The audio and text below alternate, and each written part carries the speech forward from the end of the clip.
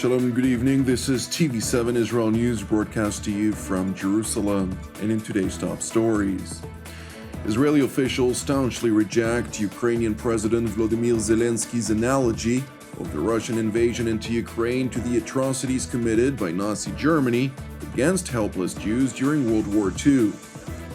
The Yemeni Houthi militia, which is an Iranian proxy, claims responsibility for a deliberate ballistic missile and UAV attack against civilian infrastructure in the Kingdom of Saudi Arabia. Israel calls upon the United States not to give in to Iran's demand to remove the Islamic Revolutionary Guards Corps from the State Department's designated list of foreign terrorist organizations. Ukrainian President Volodymyr Zelenski acknowledged Israel's sympathy to Ukraine's humanitarian plight, yet in tandem also voiced a scathing rebuke of Jerusalem over the absence of military support for Kiev's defensive struggle to withstand Russia's military offensive. In a televised address to Israel's parliament, or Knesset in Hebrew, the Ukrainian head of state urged Israeli lawmakers to become more proactive in support for his country. President Zelensky, a member of Ukraine's Jewish minority, whose grandfather served as a colonel in the Red Army during World War II, further utilized his address to the parliament of the Jewish state for the purpose of drawing an analogy between the Russian offensive and the atrocities committed by Nazi Germany during the Holocaust. І Другої світової війни. Послухайте, що каже Кремль. Просто послухайте. Там звучать навіть терміни такі, які звучали тоді. І це трагедія. Коли нацистська партія йшла в Європу і хотіла знищити все, знищити всіх, хотіли підкорити народ і не залишити від нас, від вас нічого, і навіть імені і сліду. Вони називали це остаточним рішенням єврейського питання. While sympathetic to Kiev's humanitarian plight, the comparison made between the Russian invasion of Ukraine and the so-called final solution has drawn a scathing rebuke from Jerusalem's leadership, which fervently rejects the historic detached analogy. Nevertheless, while Israel refuses to recklessly sever its relations with Russia, which could inevitably have far-reaching implications for Israel's security on its northern front, it continues to stand by Ukraine via extensive support of humanitarian aid. Alongside logistical convoys of Israeli-donated humanitarian provisions entering Ukraine daily, a state ceremony was held at Tel Aviv's Ben Gurion International Airport this morning, from which an Israeli medical delegation embarked on an open-ended expedition to western Ukraine, where Israel is setting up a field hospital to treat Ukrainians in need of medical attention. Speaking to the medical delegation before departure, Premier Naftali Bennett and Foreign Minister Yair Lapid underscored Israel's moral responsibility to help alleviate the suffering of Ukrainian civilians, all the while ensuring that Jerusalem's national security interests are carefully preserved.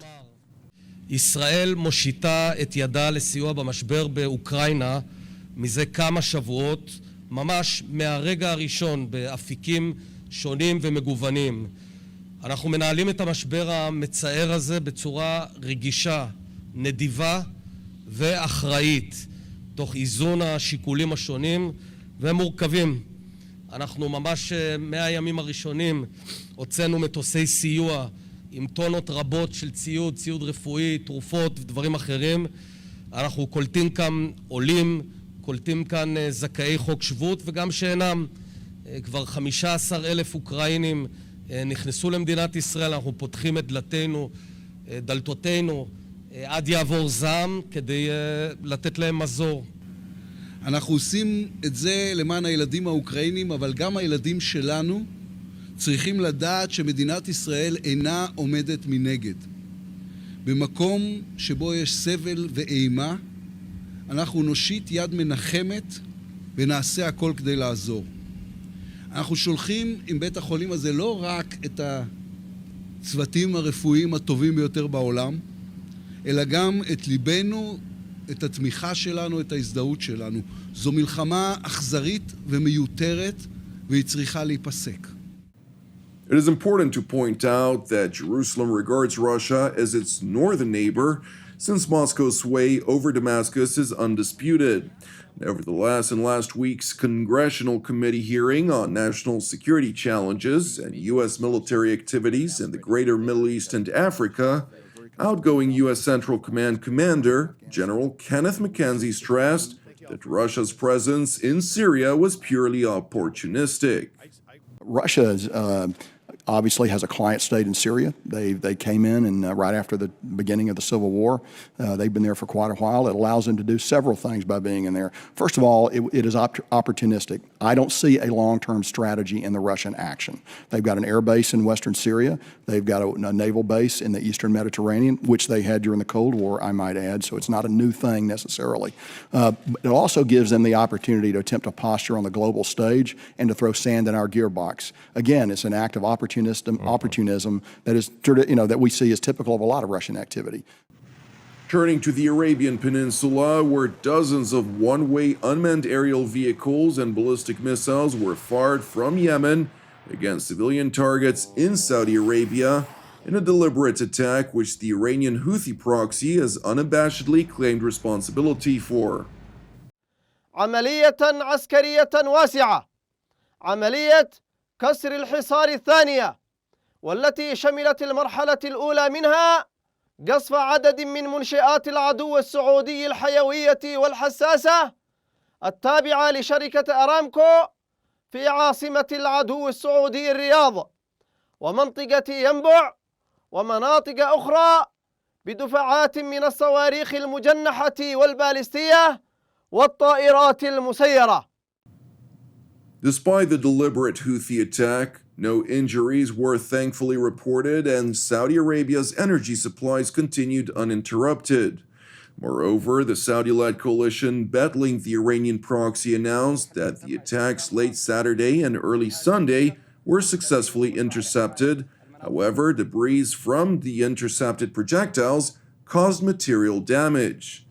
It is important to highlight that outgoing CENTCOM commander General Kenneth McKenzie had shed light on the state of war in Yemen during last week's Congressional Committee hearing, during which he stressed that Iran, which backs the Houthis by means of its Islamic Revolutionary Guards Corps, is not interested in ending the war. While the supply of humanitarian aid to Yemen has been imperfect and not consistent throughout the long history of this crisis, Iran has never imported a single bag of rice or any other foodstuff into Yemen. Yeah. In fact, the only material they brought into Yemen is stuff designed to kill people. Yeah. So we should just remember that. I don't believe it's in Iran's interest to end the war in Yemen. I think it's a fairly low-cost war for them. As you noted, it embarrasses Saudi Arabia, it embarrasses UAE, and I think they're actually not motivated to do that right now. I think it is certainly in the Houthis' best interest to cut a deal. So the ball's sort of in their court. They have some opportunities. They need to seize those opportunities because, frankly, sir, I don't think those opportunities are going to be there forever. It is interesting to note that while on February 12, 2021, U.S. Secretary of State Antony Blinken reversed a decision of his predecessor by revoking the designation of Ansar Allah, which is the Arabic reference for the Houthis, from the list of foreign terrorist organizations, U.S. National Security Advisor Jake Sullivan acknowledged in a statement last night that the Houthis' launch of ballistic missiles and suicide drones against civilian infrastructure in Saudi Arabia are in fact terrorist attacks with enabling by Iran, which supplies them with missile and UAV components, training, and expertise.